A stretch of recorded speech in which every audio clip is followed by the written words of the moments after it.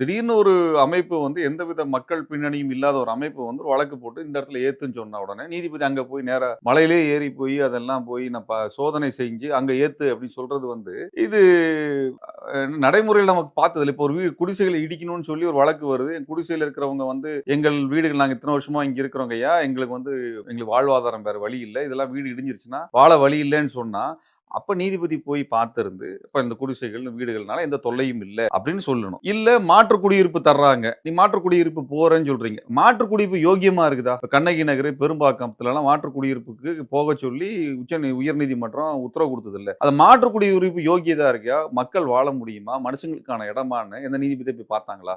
அப்ப நீ இதுக்கெல்லாம் ஏழை எளிய மக்களுக்கு கள ஆய்வுக்கெல்லாம் போக மாட்டீங்க. ஒரு விளக்கேத்துறதுக்கு நேரா மலை மேல ஏறி ஒரு நீதிபதி போறாரு அப்படின்னா, இது என்ன அநியாயமா இருக்கு? உங்களோட தீர்ப்புனால இத்தன ஆயிரம் மக்கள் வீடு இழந்து, எத்தன லட்சம் மக்கள் வீட்ட விட்டு, ஊர விட்டு வெளிய போய், இன்னைக்கு அவங்களுக்கு வந்து வாக்காளர் அட்டை கிடையாது. எஸ்ஐஆர்ல உங்க பேர் சேர்த்தலன்னு இந்த வீடு இடிக்கப்பட்ட மக்களுக்கு நிலைமை இப்படி இருக்குதுங்க. அனகாபுரத்துல வீடு இடித்து அப்புறப்படுத்துனாங்களே, என்ன சொல்லி அப்புறப்படுத்துனாங்க?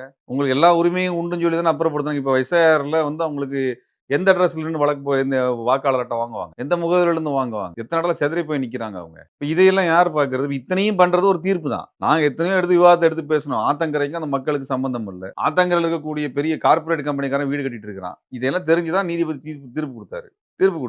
எங்க அக்கவுண்டபிலிட்டி? அப்ப நீதிபதி போய் பார்த்திருக்கணும்ல. இத்தனை ஏழை மக்கள், இத்தனை குழந்தைங்களோட படிப்பு கெட்டு போகுது, நாசமா போகுது. அதற்கெல்லாம் அக்கறைப்படாத ஒரு நீதிமன்றம் வந்து விளக்கேத்துறதுக்கு மட்டும் ஒரு நீதிபதி மேல ஏறி மலை மேல ஏறி பார்ப்பாரு அப்படின்னா, இது வழிபாட்டு உரிமை, பண்பாட்டு உரிமை, மத உரிமைன்னு பேசுவாருன்னா நாங்க மதிக்க இலக்கியத்தால் ஒன்றுபட்டு உன்னை போன்ற மக்களே வரலாற்றை படைப்பார்கள்.